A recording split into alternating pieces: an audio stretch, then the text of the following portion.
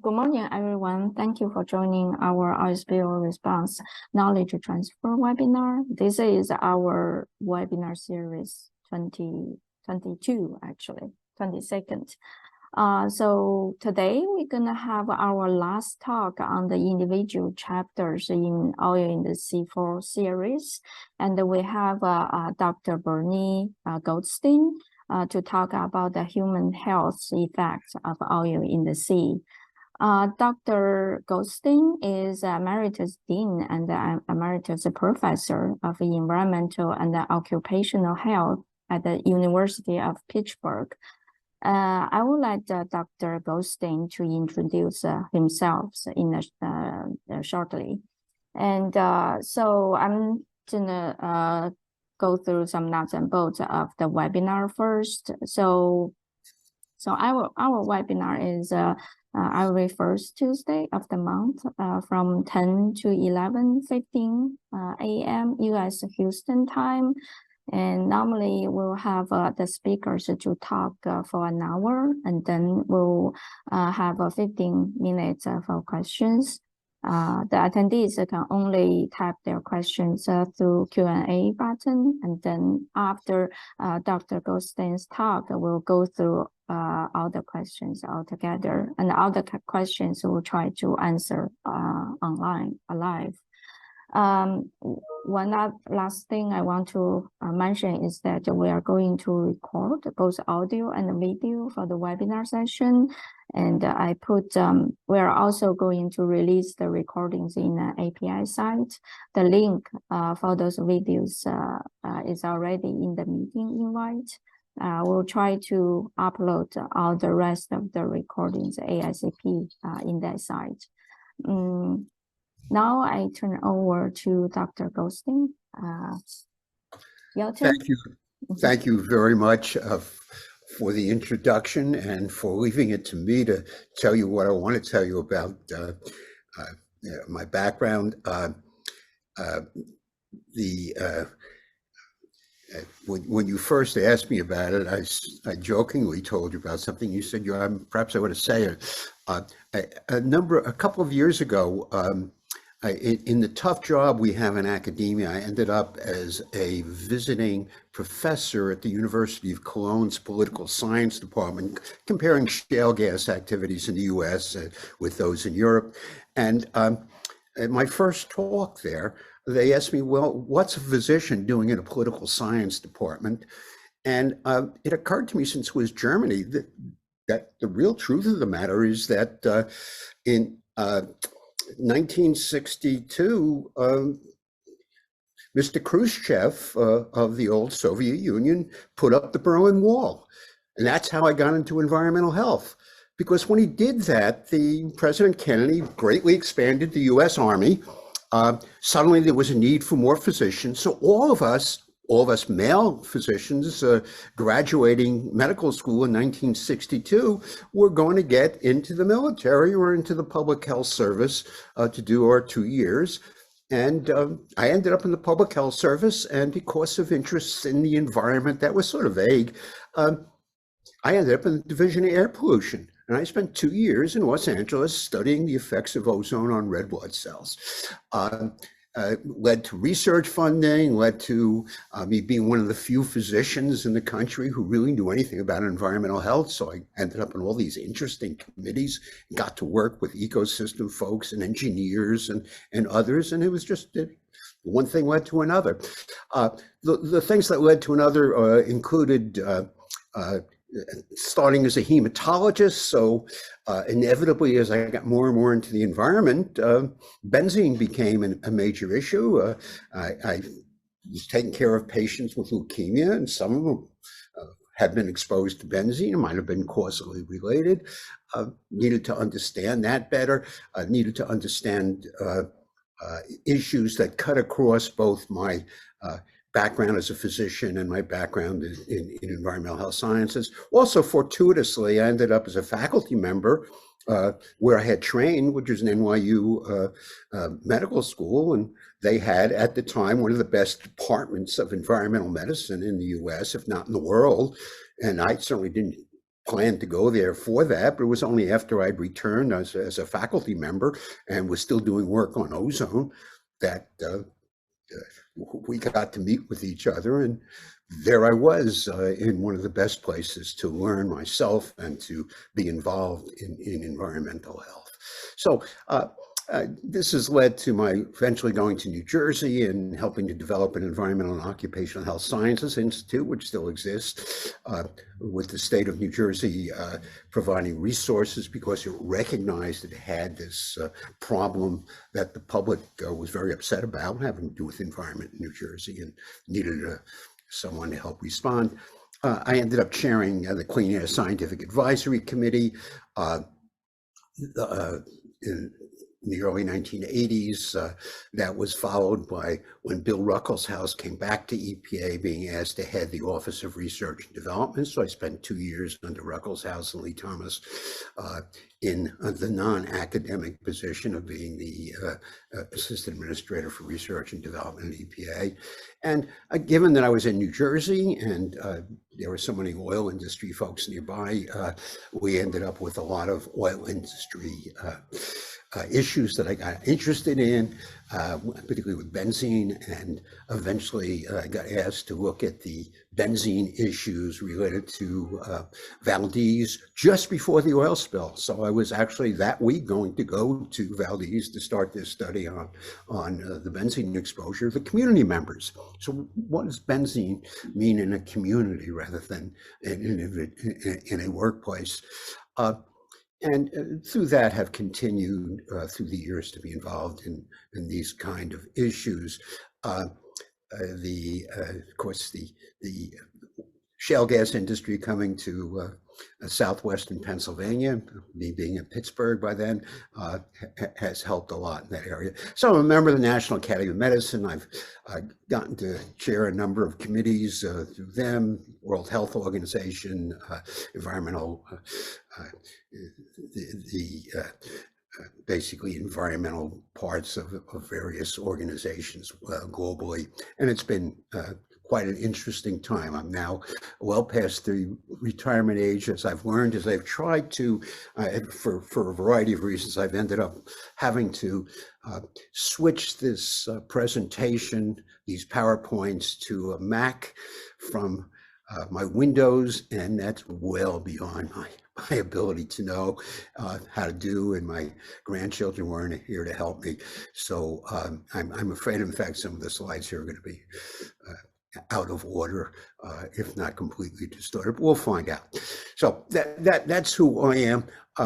And again, I really much appreciate the opportunity to speak to you, opportunity to get feedback from you, and the opportunity I was given by being on this committee to work with a superb group of scientists in a very broad range. One of the exciting things for me throughout my career has been the ability to participate in multidisciplinary efforts that being involved in environmental occupational health allows one.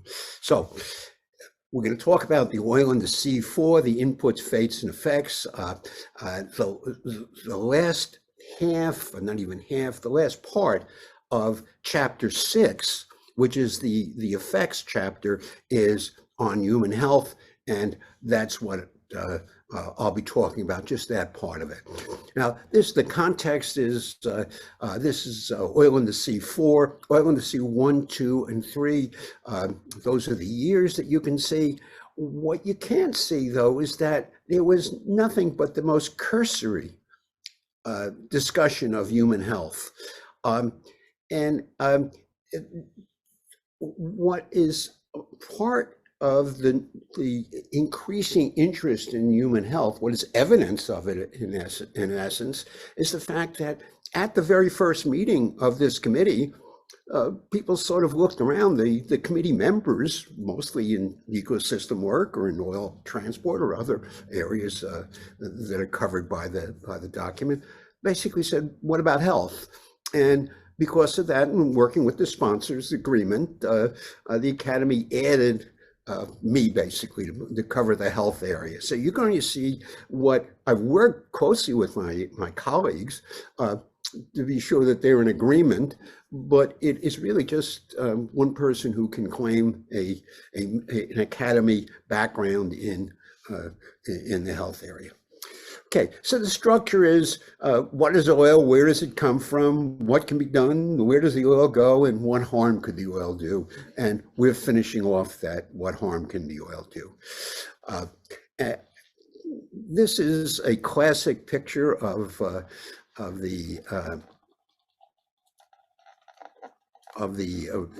basically the input fates and effects. And as you can see, there's lots of different ways that people can be exposed to oil coming from the sea. We're going to focus on the effects that occur by oil spills. They're the ones that are most dramatic, but we shouldn't forget that there are other effects as well, and that some of the findings here are related to the other effects, but most are really related to the spill, because I'm going to be talking mostly about the impact of the spill more than the impact of the oil. Oops. I'm also going to be talking a bit about the Arctic area, and that's mainly because, although I'm speaking to you today from Brooklyn, most of my year I live in Alaska, and so I'm biased. I think that the findings related to the issues having to do with the northern areas are really very important, and I'll sneak them in here and there throughout the talk. Including the fact that most coastal vessel traffic from the North Shore will remain along Alaska's southern coast. So I'm in Anchorage, and obviously that's important. So what are the effects of the oil? Well, as I sort of implied, that they transcend the direct health effects of oil. When we talk about the health effects of oil, we've got benzene present naturally in at least 4 to 6%, sometimes more in crude oil. We've got polycyclic aromatic hydrocarbons, both benzene and PAHs are carcinogens. We have a variety of compounds that are volatile and will show up in gas, including benzene. There are the other compounds that will stay in the water perhaps and become a risk factor in terms of seafood safety. And I'll talk very little about seafood safety. It really should be more of an issue based upon what I will be talking about. What I really want to emphasize is that the oil spills have significant effects on mental and behavioral health of community members.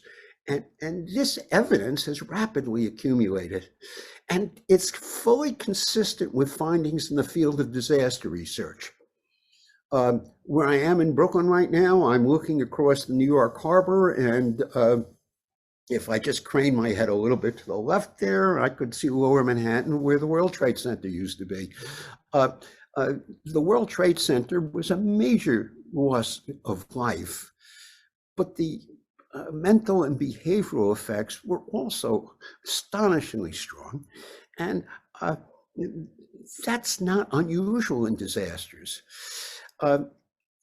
If you look at the number of papers listed in PubMed, and PubMed is the sort of National Library of Medicine's accumulation of peer-reviewed medical journal articles, you can see that if you put in disasters and mental health, you get a few thousand references listed. And if you look at the bar chart showing how they accumulate by year, they're going up and keep on going up over time. If you look at oil spills and mental health, there are 78. If you look at Gulf oil spill and mental health, and Library of Medicine is very good at Gulf oil spill, they'll take Deepwater Horizon and change it into Gulf oil spill for the purposes of this. You'll find that 47 of these 78 that have to do with oil spills and mental health are about the Gulf oil spill, about the Deepwater Horizon. And that represents not just that there was more mental health effects, and we can argue about whether there were or there were not, But unarguably, there is a larger research community out there that does disaster-related research, and that basically took the opportunity of saying, well, I've got these hypotheses derived from my work on the World Trade Center. Here's how mental health gets affected by a disaster. Let's test them by looking at the people who were affected by the Gulf oil spill. There are now the usual things that happen when a science enlarges. There are now professional journals related to disaster research. There are now sections of medical societies and independent societies that have to do with disaster research that have annual meetings and journals. So you're now in an area which is greatly increasing in if you will, importance and in insights that can give those of us who have not been involved in mental and behavioral health insights into how disasters affect people. So you start, when you look at human health, you start with, okay, where are the issues that we've got to worry about? And the first is exposure, and it starts with the fates of the oil in the sea, and what happens to them. And it's not just where the oil goes, but it's also what happens. So for instance, on the upper left, there's photooxidation. I won't discuss it in great detail, but photooxidation is a concern throughout the chapter 6, throughout the health to marine components as well as the humans. That explains some of the toxicity that we otherwise maybe haven't explained before. As I said, I started my research looking at ozone. I was particularly interested in lipid peroxidation of cell membranes occurring during red cell disorders. And so it was natural to look at ozone as an oxidant. And it's clear that you can, let me step back a bit. If you're worrying about oxidative effects in a biological system, you don't have much to worry about from a hydroxyl radical occurring outside of your body, or from singlet oxygen, other free radicals. Their half-life is too short to get in the body from the outside. But if you start with a peroxide, you have a compound that's peroxide and ozonide. You have a compound that could be taken into the body, could break down within the body, and could have half-lives of a few seconds, which would be enough to get from, say, the ingestion in the body or the inhalation in the lung to some other organ and cause a toxic effect. So photooxidation, which we really just sort of say, well, it's a black box. You start off with this compound, you get the sunlight on it, you end up with another compound, and we don't pay that much attention to what happens in between unless they're these super reactive species. But as I've just told you, the super reactive species are not perhaps as important as those that will eventually react and which can then distribute in the body. Tar balls and patties. We worry about tar balls and patties because they're on the beach, and we worry about specific subsets, and I'll mention this later. But who do you worry most about in terms of a beach that's got where people go that has got tar balls and patties? Children. I mean, the inherent curiosity of children leads them to not only pick up something like a tar ball, gee, I wonder what that is, but to then stick their finger in the mouth with parts of the tar ball on it. Now, I can make all sorts of good reasons why tar balls and patties are, they're the heavier molecular weight oil components. They're probably not toxic. But I'd really like to know more about their toxicity, and that's listed in our recommendations of things that we need to find out more about. What I basically said to you is photooxidation worries me in terms of potential toxicity, and tar balls and patties less so. But there's difference in who gets exposed, and we particularly worry about children. Shoreline stranding, the various processes that occur within the oil field, within the water, are all important, and certainly evaporation to inhalation of the compounds.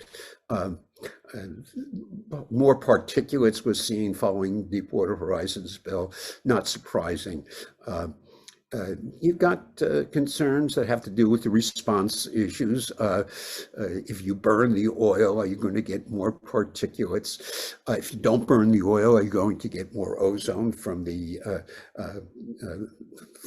benzene and other compounds acting along with other sources present in the environment as ozone precursors, nitrogen oxide effects? I'm not going to talk much about that at all. This is from the Effects of Oil in the Sea, Chapter 6, and was put together mostly by my colleagues who were working on that chapter, who were folks who were experts on ecosystems and on what oil in the sea could do to marine mammals, for instance, and came up with this approach. But this is exactly the same approach we'd use in a human, to look at human effects. We wouldn't have a separate thing saying effects of the human, but what are the modes of exposure? What's the mechanism of toxicity? What are the effects on populations, communities, and obviously humans? And are there special sub areas that we need to pay attention to, such as the Arctic?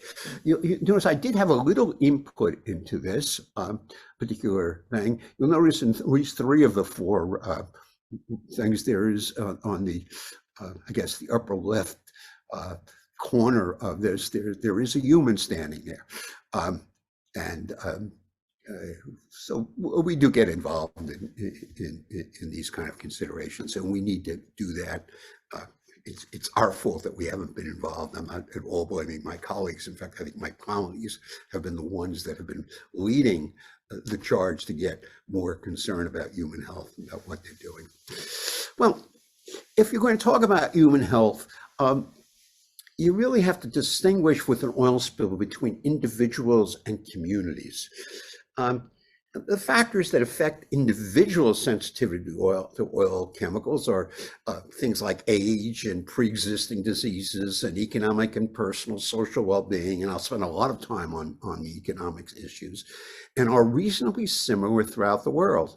I mean, if you have if you're worried about the upper respiratory effects of inhaling oil spill compounds, they're going to be the same all over the world. The folks who suffered in Korea from the Hebei oil spill are going to be like the folks in the Deepwater Horizon. But if you're looking at community sensitivity to an oil spill, it'll differ greatly by location, by economic activity, by cultural factors, by vulnerability and resilience, which are really the same concepts, just the opposite words. Vulnerability is the opposite of resilience. Something we call social capital in public health. How well does the community support each other in responding to potential problems? All of these will differ from place to place and culture to culture. Let me start with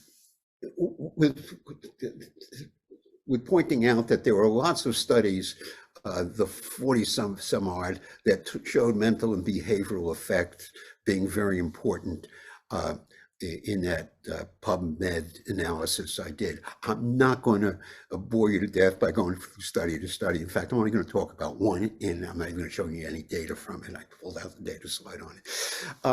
And it's the very first one, in which I'm doing a quote from the investigators, Dr. Grattan and her colleagues. Current estimates of human health impacts associated with the oil spill may underestimate the psychological impact in Gulf Coast communities that did not experience direct exposure to oil. Income loss after the spill may have a greater psychological health impact than the presence of oil on the immediately adjacent shoreline. We have in our chapter many studies listed that support those. Grattan is reporting this in 2013, so she did the work pretty quickly. It was one of the earliest reported. And what she did is she looked at two counties. One county, Baldwin County in Alabama, is a county that was, their shoreline was heavily oiled. And the other county, and I'm forgetting its name, in basically northern Florida, had no oiling of the county. In other words, there was nothing that no oil reached the beach. There was no evidence that benzene wafted in from the oil on the sea. But yet, if you looked at the impacts in terms of mental and behavioral health, what you found was no difference between the two communities. There was no difference in total impact. No, it's a percentage of people who had post-traumatic stress disorder, anxieties, depression, the kind of things that psychologists will measure. They really were similar findings. And they also had similar findings in that the lesser economically well-off folks in the communities had more effects. And so it basically the presence of oil was not the problem. Both communities were fishing communities, heavily dependent upon tourism, heavily dependent upon commercial fishing. And both communities had complete loss of those major sources of income, major sources of what people were doing with their lives during the week. They were gone as long as the Deepwater Horizon spill lasted. And it lasted and lasted. And in the eyes of the people living there, it just kept on lasting. And they were never quite sure that it was ever going to go away. I mean, the various reports in the newspapers of what the governor said or the EPA said, or pick your agency, sort of said, well, we hope this new thing we're going to do is going to make it go away, but it didn't. And it was scary. It was scary not only immediately, but it was scary because there were other oil rigs out there. And is this the future? Will there be oil rig after oil rig, and we will get to the point that we'll never be able to go back? I mean, these are communities that are used to accustomed to responding to hurricanes, and they lots of damage due to hurricanes. But the hurricane is over, maybe with government assistance, without you get a new boat and you go back to work. That's not what seemed to be happening there, and it was very frightening.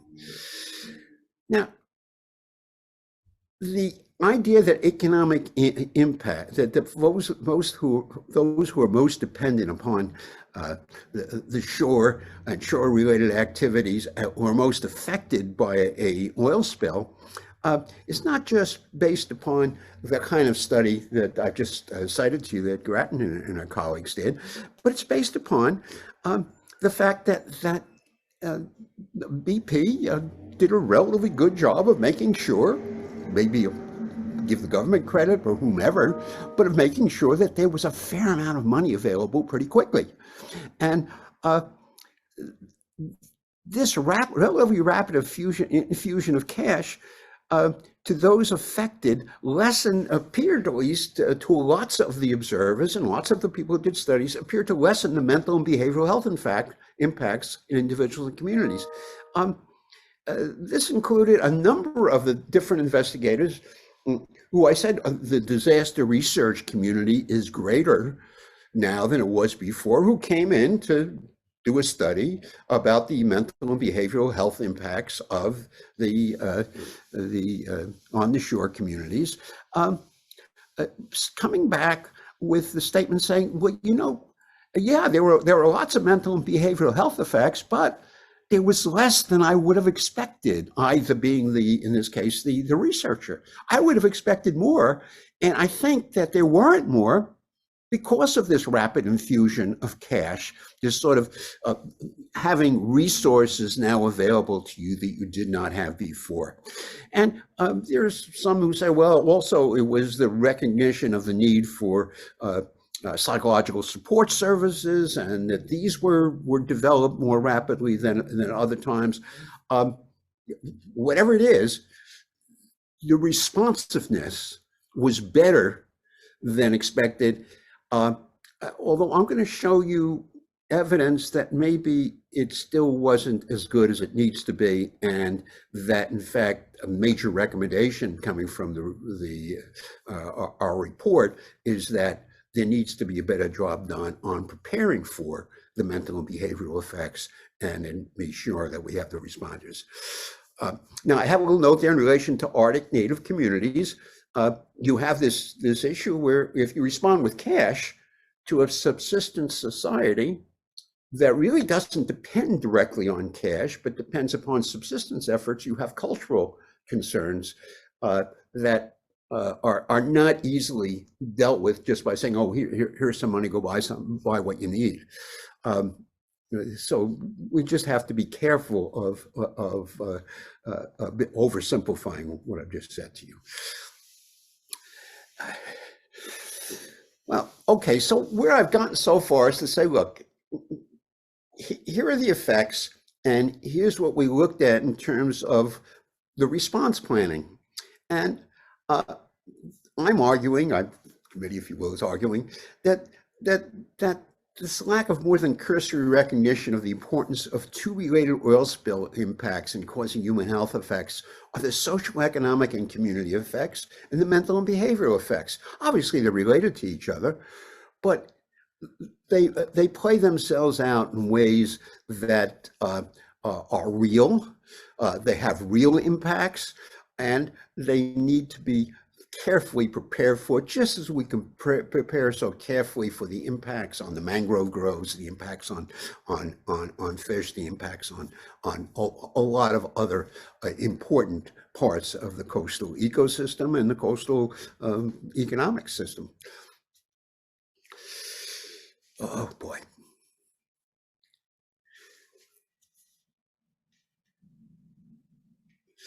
All right, so what I've got here is evidence of the problems with our failure to coordinate.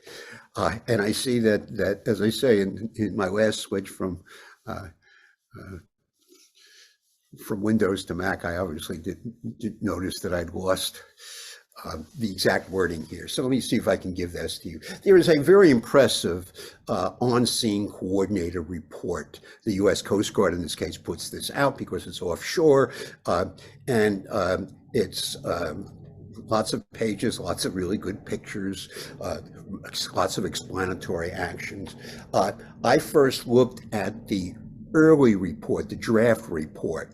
And when I did the usual kind of that I showed you before, of okay, search for the term mental health, search for the term health, see how often you see them. And what I found was in the first, not the final one, the final one is what I've shown here, is just 3 mentions of mental health. I'm sorry, 3 mentions of human health to start with. That's all. There were just 3 mentions of human health. Turtles were mentioned, I think it was 140 times, and birds 78 times, but human health 3 times. Now there's more in this report, the final report of human health, and let me maybe distinguish between them, since I'm not prepared to talk about them otherwise, I don't think. Yeah. Okay.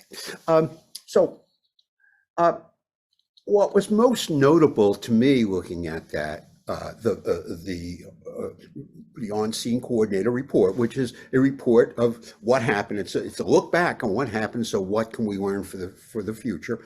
Is the only mention of mental health in the original report is one that says that due to the the fact that much of the area had been affected by Hurricane Katrina, in essence, we should have expected that there might be some mental health effects.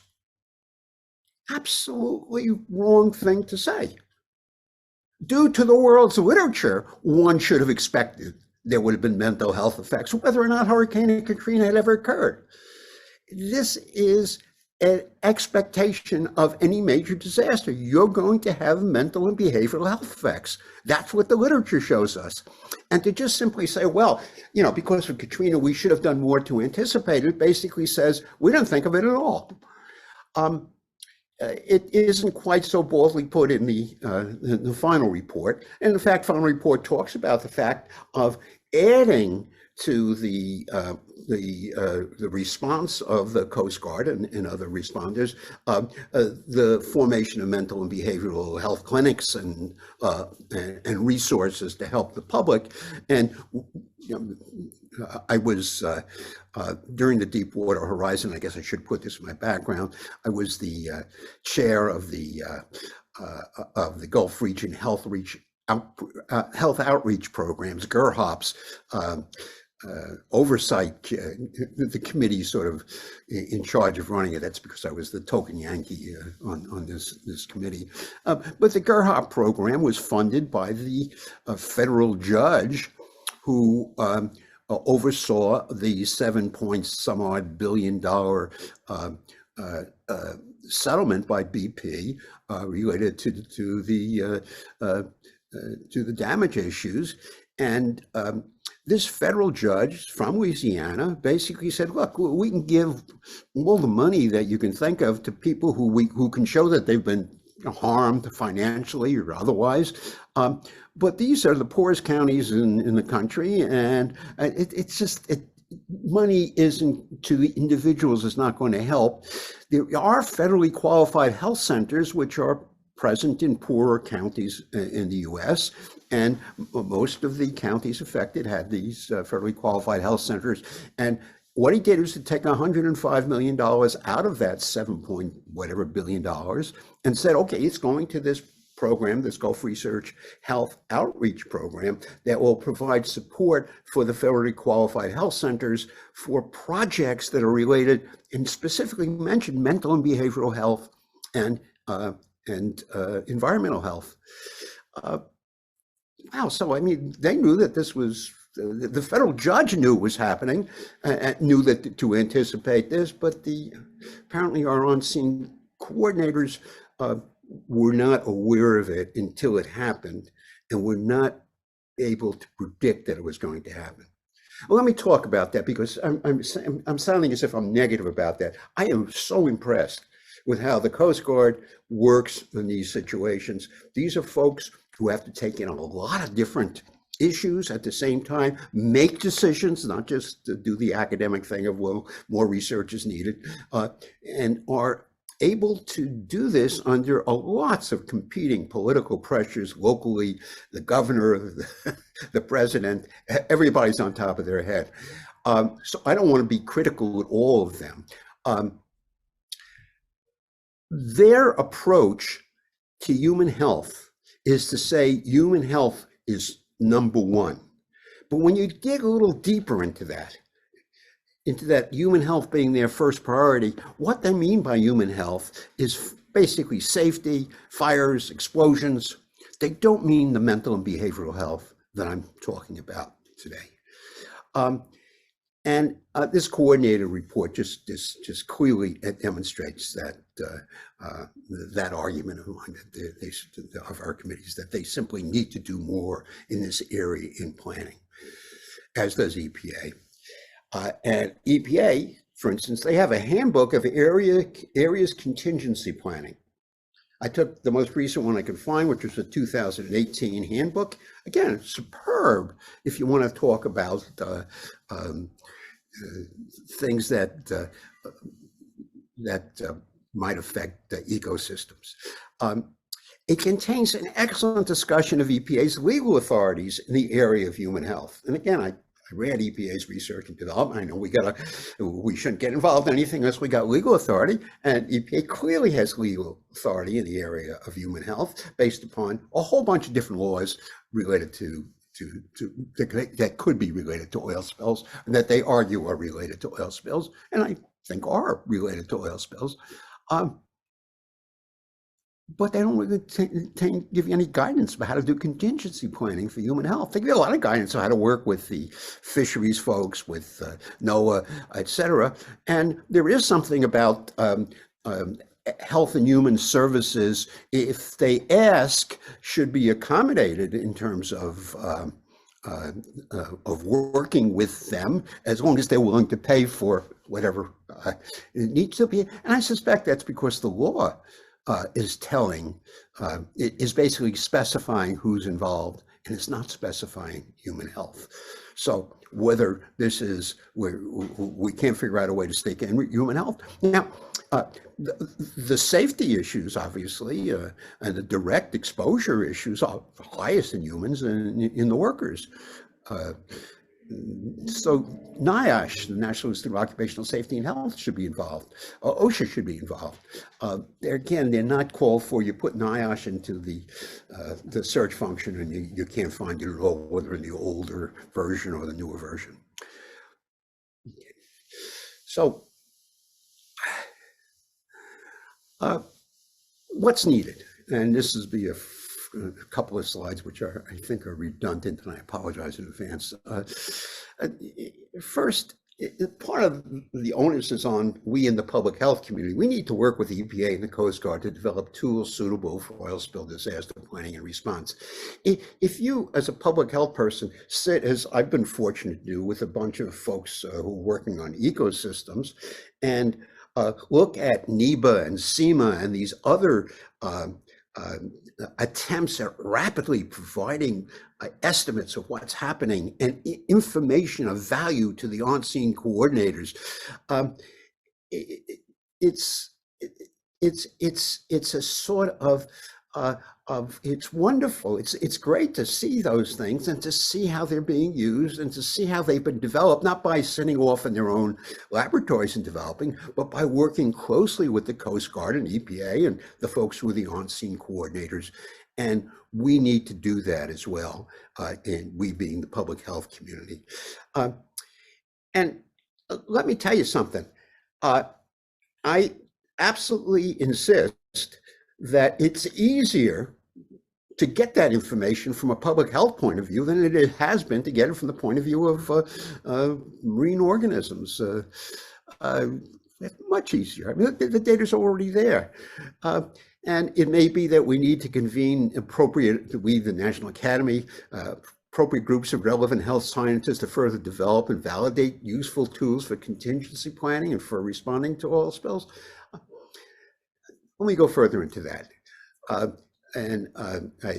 Before we aside things that the issues that Alaska Natives have, and again, I'm sorry, this is out of order, but the adverse effects of oil spills are particularly great to a subsistence life spill, and to reduce trust in subsistence food safety is very scary to people who depend upon it. And it has lots of ways where it can weaken communities. So again, it's an impact on a community, not just the individual. Okay. What we need to do is to be able to get into what we, the public health community, needs to be able to do is to be able to get these ways of doing planning like NEBA and SEMA into their area contingency planning. Here's EPA's 2018 Handbook of Area Contingency Planning, and talks about the National Oil and Hazardous Substances Pollution Contingency Plan. And it includes to prevent, minimize, or mitigate a threat to public health or welfare.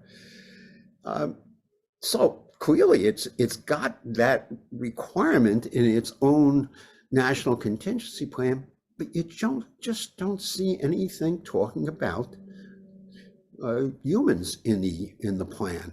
It's lots of things talking about again, fish, wildlife kind of issues, mangrove swamps, etc. But things that lead you to human health effects just simply aren't there. Now, EPA can't just say, and I'm hesitant. I'm a former AAORD. I go out of my way not to criticize EPA, but let me be critical. EPA just simply can't say that, well, it's not part of the law, because it is part of the law. So I gave that excuse before, but for certain of these things, it's clearly part of the law. And they can't say that, well, the Health and Human Services are not part of this, because EPA has worked very hard to develop a public health branch. They've got a branch that focuses on public health. They've got very good scientists in it. And there's no reason for them not to have developed this. And I will tell you that the present administrator of EPA, Michael Regan, is well known for being very concerned about community level effects. He has done a superb job of setting up programs aimed at environmental justice, at getting more equality in the extent to which people are affected by the environment. Within our National Academy report is the fact that the percentage of people who live in coastal communities in the U.S. That if you look at the people living in coastal communities, there tends to be a more of an underprivileged community, lesser economic income, and issues of environmental justice than there are in the country as a whole. So you've got environmental justice issues. Now some of them, for instance, in Los Angeles, in the Los Angeles harbor, there are issues of trucks that come to pick up the ships coming in from China are making their way through the city, through communities that are, if you will, have more of an environmental impact because they're rather relatively low impact communities. So there's a familiarity with the impact of onshore, offshore kind of issues, but not in relationship to these oil spills. And as I say, EPA just doesn't seem to be interested in that. Now, okay, here's the thing that I said was out of order, so I will pass by.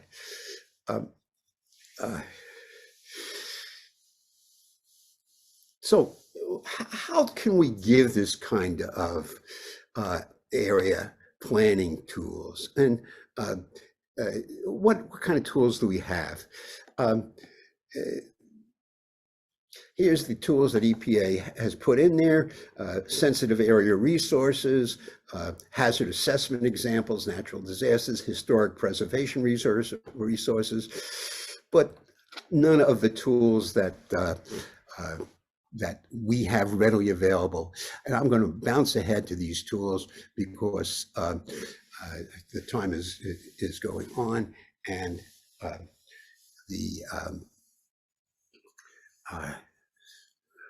and give me, if I have time, I'll go back to what I just went past to. We have an enormous amount of county level health data. Comparisons that are found that counties and parishes most affected by the Deepwater Horizon oil spill were among the lowest ranked in health metrics in America. So what do I mean by that?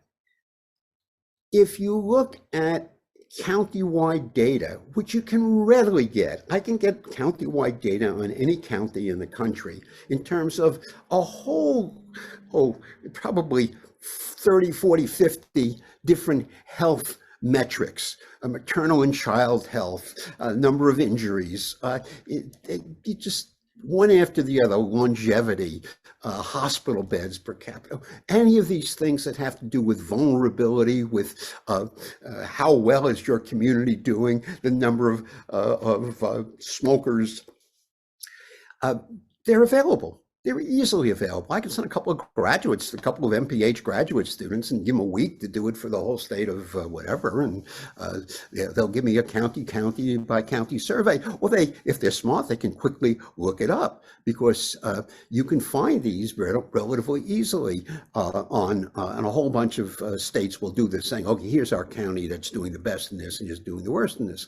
And they'll do it because they want to put in front of the county the fact that, hey, here's something you can do better in. So it's very easy to get.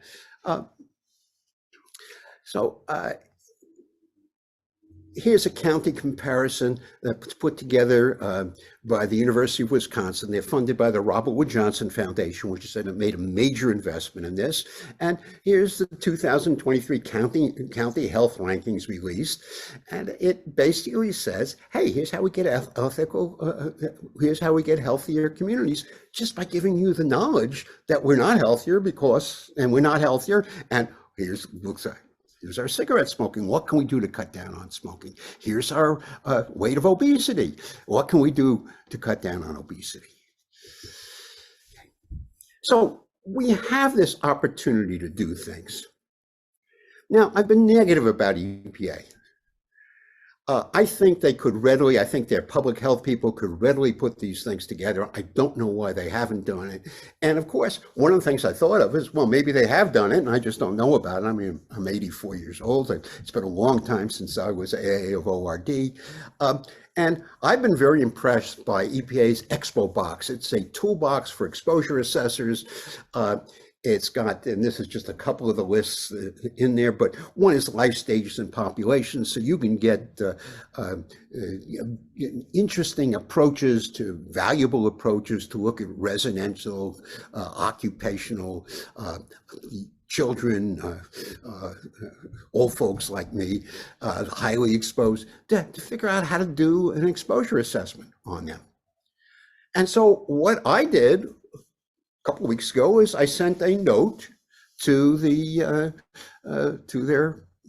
Expo Box folks to say, are there exposure techniques, methodologies that would be useful for exposures for workers and residents living in shore areas susceptible to oil spills?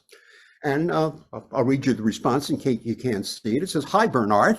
Thank you for your message to EPA. EPA is not aware of any tools that assess the vulnerability of coastal populations at risk to oil spills. Thank you. Now, that doesn't mean EPA is not doing lots of things. One part of EPA very often doesn't talk to the other part of EPA, and that's true in any wide agency like EPA and the federal government. But it just sort of confirms my suspicion that not enough is being done to build upon what we certainly learned in the Deepwater Horizon. I'm going to go backwards because, as I say, I had this.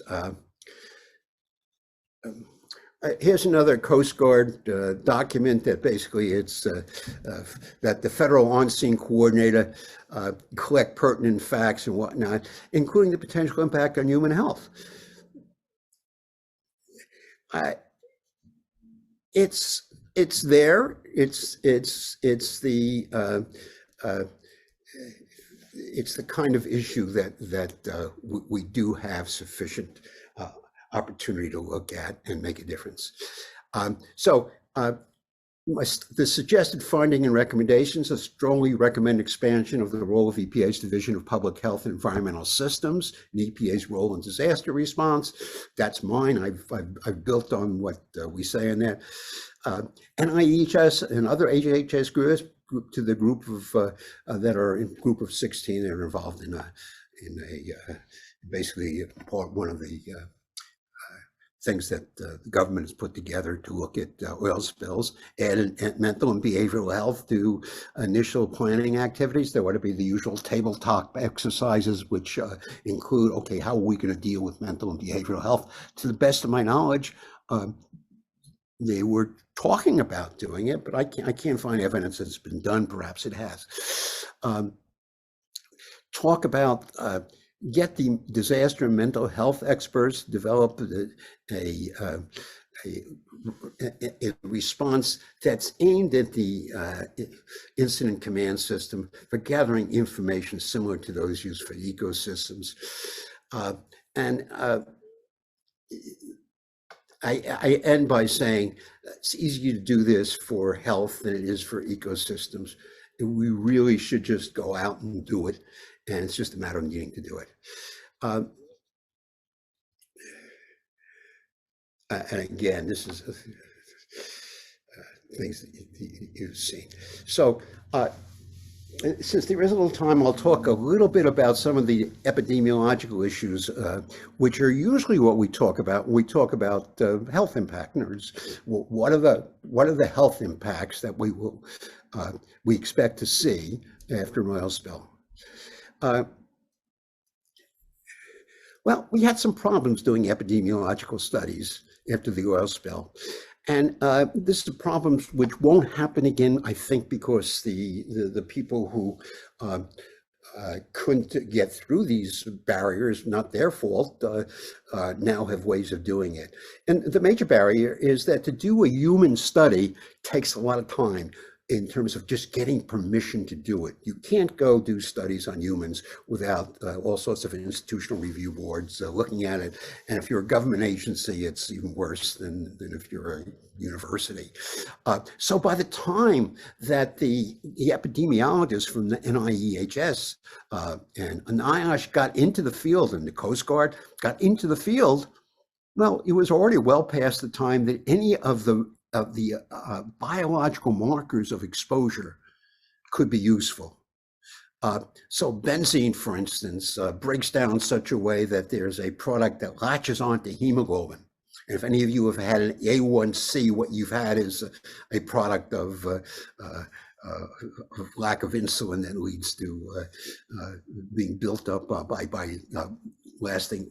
getting onto hemoglobin, and you measure the hemoglobin anytime, you have the cumulative effect of the length of time that hemoglobin's been around, and that's 4 months. Well, 4 months after the spill, after the highest exposures, they still weren't in the field. Hopefully they'll be able to get in the field more rapidly. They were able to confirm observation of other spills such as Hebi and Prestige, of respiratory, eye, and dermatological problems, as well as CNS problems such as dizziness. The respiratory problems tended to persist, but they did eventually clear, as far as they can tell. But there are 2 recent studies that they've come out with, which seem to make no sense to me, and I thought I'd say that to you because it's also in our report, and negative studies should be focused on as well as positive studies. So they've reported an association between benzene exposure and cardiovascular disease and volatile organic hydrocarbon exposure with CNS issues such as stumbling and dizziness. And the toxicologist on me, I've had training in epidemiology, but I'm mainly a toxicologist, say, I don't believe you.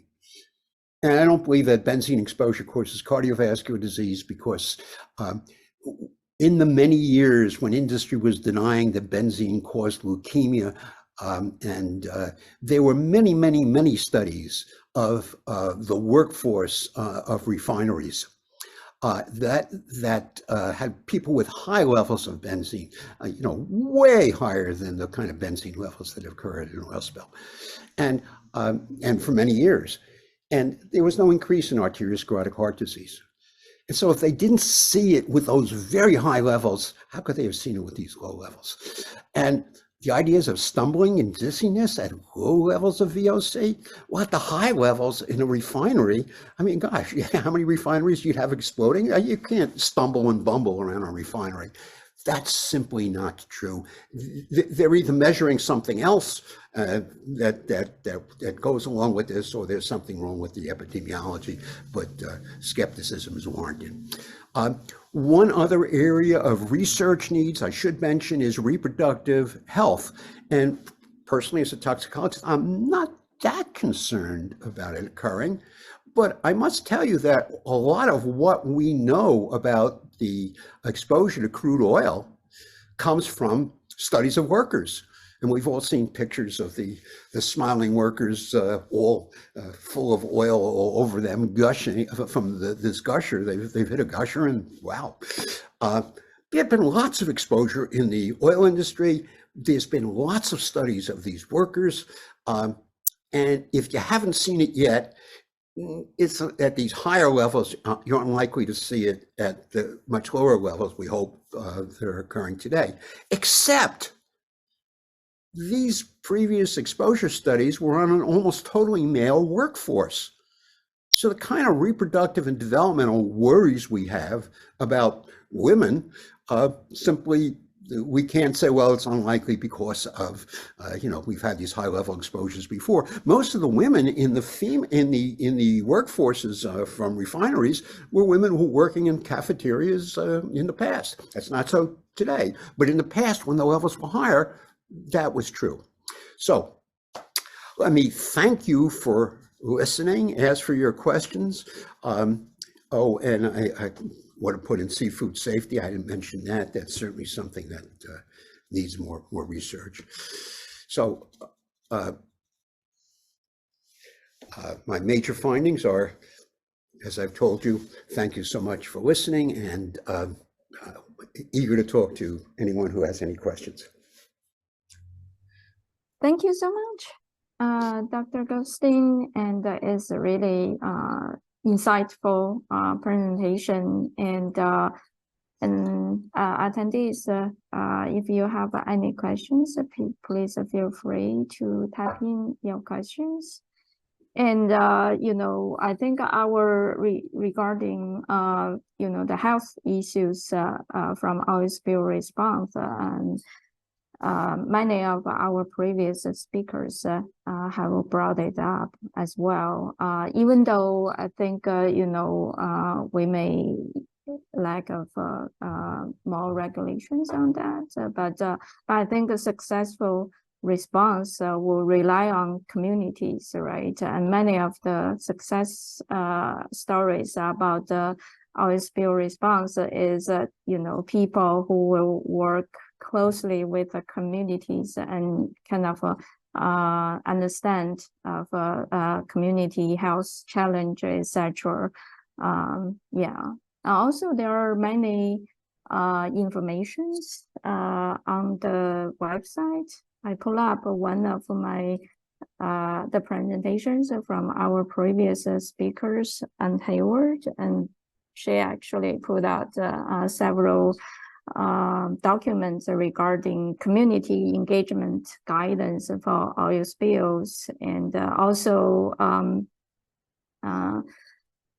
there are NASEM has a workshop on on research needs to protect the health and well-being of communities during oil spills, etc. Also, Montgomery Research Initiative has a synthesis chapter on health, human health, and the socioeconomic effects of a DWH oil spill. So there are many kind of information out there trying to promote these topics, as Dr. Goldstein mentioned.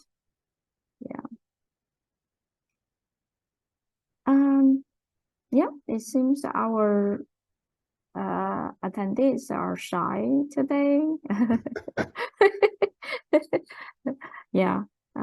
We don't have further questions right now. Any further thoughts from you? Well, yeah, you mentioned Goldstein. I think Goldstein did a great job on every one of their 5 areas except human health at the beginning. They toward the end of the Goldstein period, they got very involved in human health and certainly brought forward a lot of important areas. But there was almost no research funded by Goldstein in human health at first, and it part, I think. It was not because Goldstein didn't want to do that. I think it part reflected a gap between where Gomri was sort of advertising that it had a research program, and where human health scientists were would be looking to see about getting funded. And so it's part of the gaps that occur between different disciplines that need to be. We need to avoid these gaps when we deal with something like an oil spill. Mm-hmm. Yeah, yeah. And I remember I was in DROPS, one of the consortium founded by Montgomery called DROPS. Mm-hmm. And there was a group in Johns Hopkins, and they kind of look at the human health effects from the aerosols, right, from the spills, from using the dispersion, etc. Yeah. Yeah, and there were some good things funded. I'm not saying there weren't. Certainly, Johns Hopkins study is a very good one. But just in terms of if you just looked at the total amount of the funding or the percentage of with 5 different areas, one being health, I think there was 7% of the funds went to health, and 10%, something like that. Mm-hmm. And there was the only person, the Johns Hopkins one was, I think, a subcontract for another. There was only one, when we look through it, that was given to a health, to somebody at a medical school or a school of public health. And that was the University of South Carolina Medical School has a marine health as part of their medical school, which is just a wonderful way of making sure that interdisciplinary things occur. So again, Gomri, I think, got to the message eventually, but I was disappointed in the fact that we weren't able to get more of the funding toward consortia that had, or to groups that had both the marine sciences and the health sciences. I think by the end there was more, and this needs to be built upon. Yeah, and thank you so much for today's presentation.